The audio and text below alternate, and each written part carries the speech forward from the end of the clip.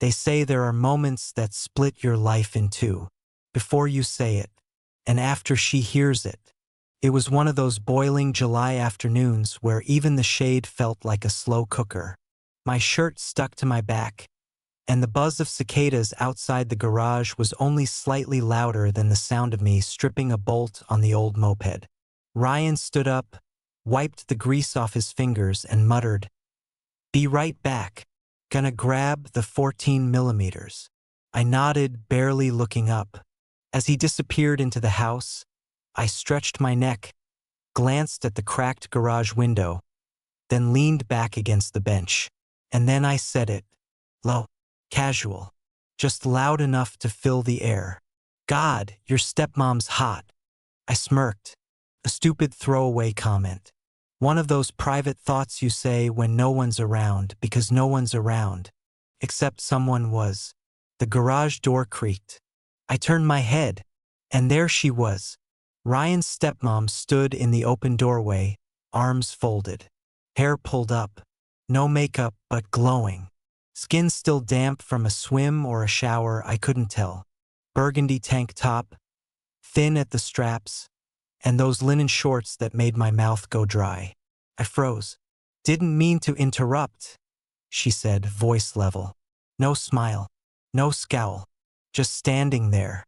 I opened my mouth, then closed it again. She stepped into the garage. The door didn't close all the way behind her, just enough to dull the outside noise. Inside, the air felt heavier, thicker, like it stopped moving. "You were saying something?" she asked, eyes on mine.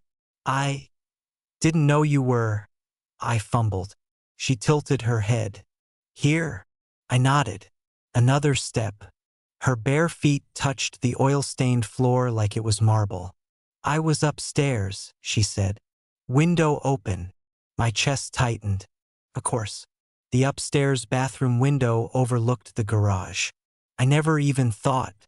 "I've heard worse," she said. "Just not from you." Silence. Her eyes were unreadable. Not angry, not flattered either. Just taking her time. I swallowed. "Sorry." "Don't apologize." That came fast.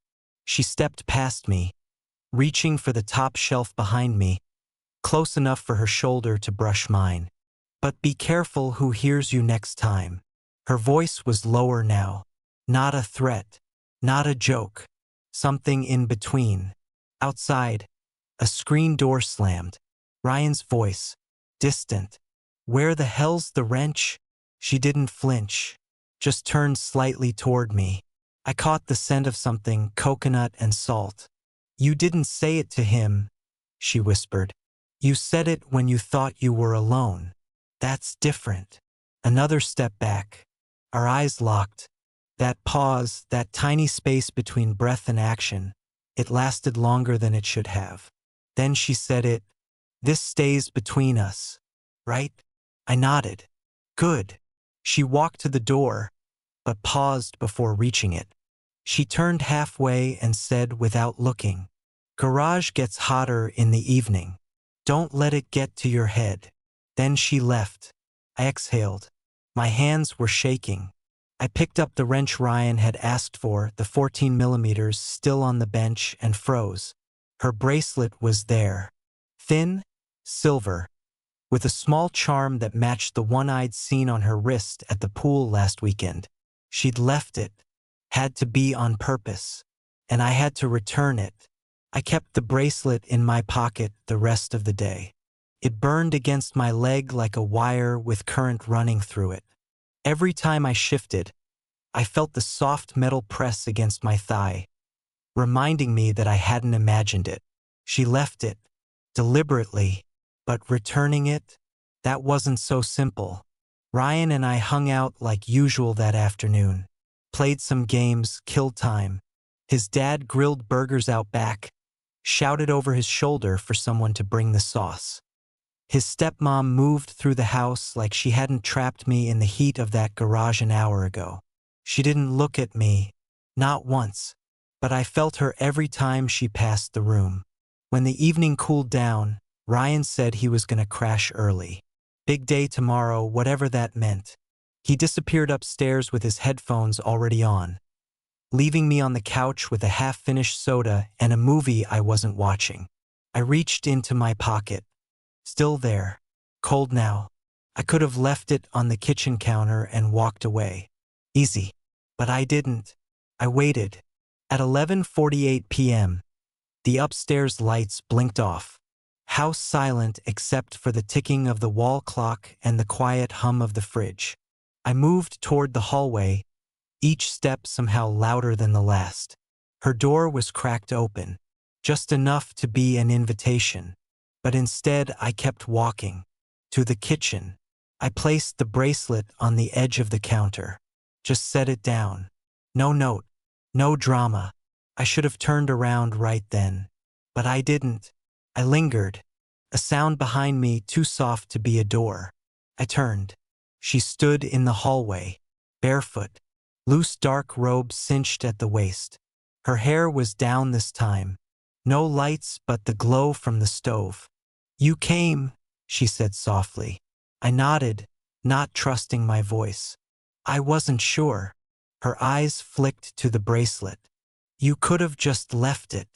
I tried. She took a step closer. "You don't look like someone who's trying." Silence. She moved past me to the counter, picked up the bracelet, slipped it onto her wrist, then looked up. "Still fits." I didn't move. She watched me carefully. "Are you nervous?" I swallowed. "Yes." "Good. Means you still care what happens next." The fridge clicked off. For a second, everything went quiet. Too quiet. Then, a thump upstairs. Both our heads turned. "Ryan?" She held up a finger. Waited. Nothing followed. Just the creak of old wood settling. Still, my heart pounded like it was trying to punch through my ribs. She turned back to me. "This is a bad idea." I opened my mouth. "But," she added, "it doesn't mean I'm telling you to stop." I took a breath, stepped back. "This is his house," I said. "You're his." "I know exactly what I am," she said. "Do you?" Her voice wasn't raised. If anything, it dropped lower. More dangerous. Like it had weight now. Not a dare. A test. Another step. She passed me, headed toward the hallway, then stopped and looked back. "If you're going to make a choice," she said, "make it completely." I didn't move. She reached into the pocket of her robe, pulled something out, and placed it on the table behind her. A small silver key, no tag, no explanation. "Basement door," she said. "Midnight." I blinked. "It locks from the inside." She left. I stood in the kitchen long after she was gone. The house quiet again, lights low, but everything felt louder than before. My breathing, the ticking clock, the temptation in my hands. It was 11:55. I had 5 minutes to decide who I was going to be. At 11:59, I was still in the kitchen. By 12:01, I was at the basement door. I held the key in my hand like it might burn through my skin. One last chance to back out, to be safe, to be loyal. But safety never looked so much like a cage. The house was dead quiet. One light left on in the hallway, casting long shadows across the floor. I looked upstairs. His door was closed. No sound from behind it. I slid the key into the lock. Clicked too loud. I hesitated, then twisted. The door opened with a creak that made me wince. Darkness. She hadn't left any light on. Just pitch black and the smell of something faintly sweet. I closed the door behind me, slowly, carefully, and turned the lock from the inside. It was no longer a way in. It was a way out. Of reason. Of decency. Of friendship.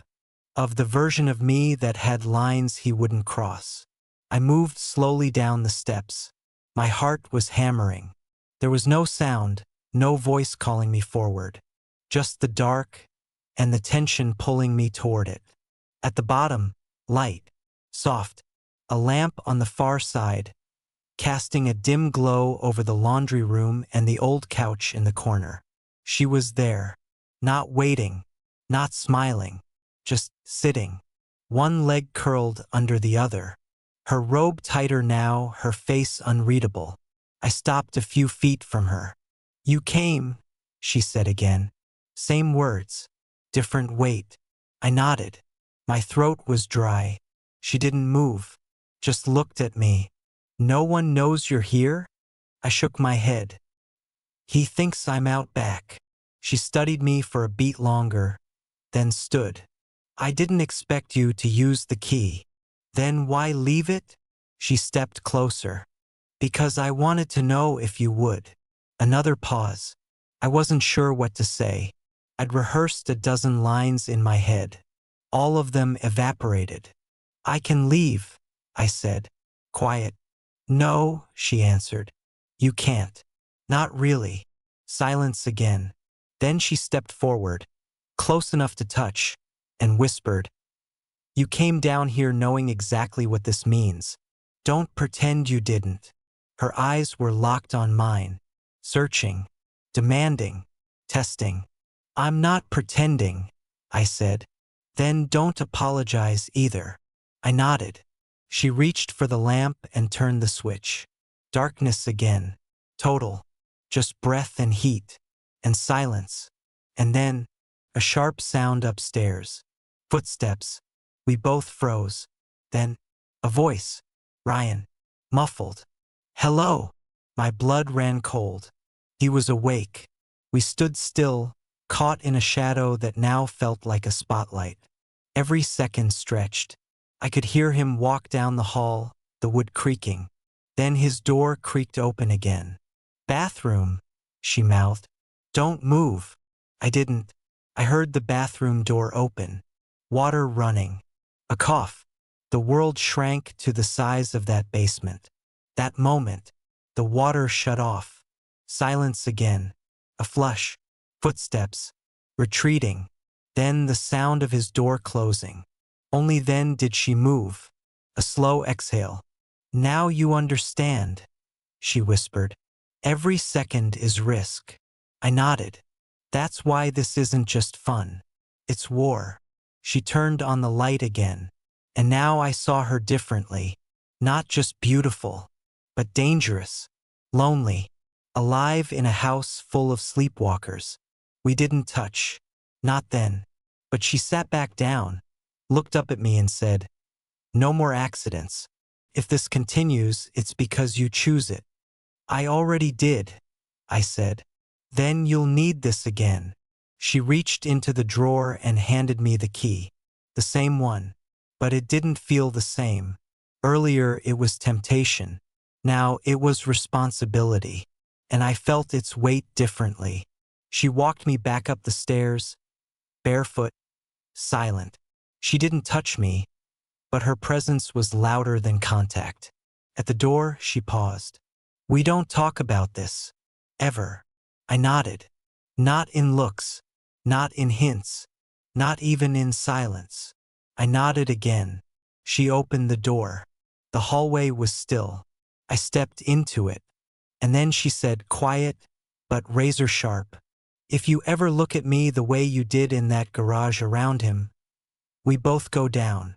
I turned away and walked back toward the couch. The key was in my pocket, but it felt heavier now. For the next 3 nights, I didn't use the key. I kept it under my pillow, slept facing the wall, ate dinner with Ryan like everything was normal, like I hadn't crossed a line that can't be uncrossed. She moved through the house like before, polite, composed, but we didn't speak, didn't make eye contact, not even once, until Friday. Ryan's dad was out of town for work. Ryan himself had a party to go to, some girl's birthday, invitation only, plus one's not welcome. I said it was fine, that I'd stay back, maybe watch a movie, crash early. He left around 8:30. The house emptied out like someone had drained the air from the walls. I stood in the hallway for 5 full minutes before moving. Every creak of the floor felt louder than it should. Every shadow moved wrong. At 8:42, I walked down the hallway and stopped in front of her door. I didn't knock. I just waited. The handle turned from the inside. The door opened a few inches, then stopped. No words, just the opening, just the silence. I stepped inside. She didn't say anything, just walked past me, barefoot, in a soft gray robe that fell just below her knees. Her perfume was faint, something floral, something private. She sat on the edge of the bed, pulled her legs up under her. I stood by the wall. "I thought you wouldn't come," she said finally. "I thought that too." She turned her head. "But you did." I nodded. And then nothing. No music. No heat. No rush. Just a moment stretched thin. Until she said, "Then take responsibility." That was the moment. Kulminacja prostaya. Nigromke. No konkretne. I sat down beside her and didn't look away. Epilog 11 dni spustya. Ryan still didn't know. No one did. The key remained with me, but I hadn't used it since. The weight of it had changed. Again, it no longer buzzed in my pocket. It just sat, like a debt, or a weapon I wasn't sure I could be trusted with. I avoided their house for a while, said I was busy, said I had stuff going on. Ryan didn't question it, probably didn't notice. But one Saturday he called me over to help with the garage again. Said his dad was planning to clear it out and we'd better get ahead of it. I said yes. When I got there, it was like nothing had happened. Dust, boxes, the same heat as before. Ryan was already pulling stuff down from the shelf. The same bench, the same rusted toolbox. I moved on muscle memory, and then I saw it. Naverstake, near the wrench I'd left there that first day. The bracelet, silver, thin, quiet. She had placed it there. No note, no word, just that. Just the beginning again or the end, depending on what I chose to see. Ryan called from across the garage, asking for something. I turned, answered, handed him the thing. When I looked back, the bracelet was still there. But she wasn't. Only the light from the upstairs window. Only the shadow inside it. Only me and the silver glint on the wood that I pretended not to see.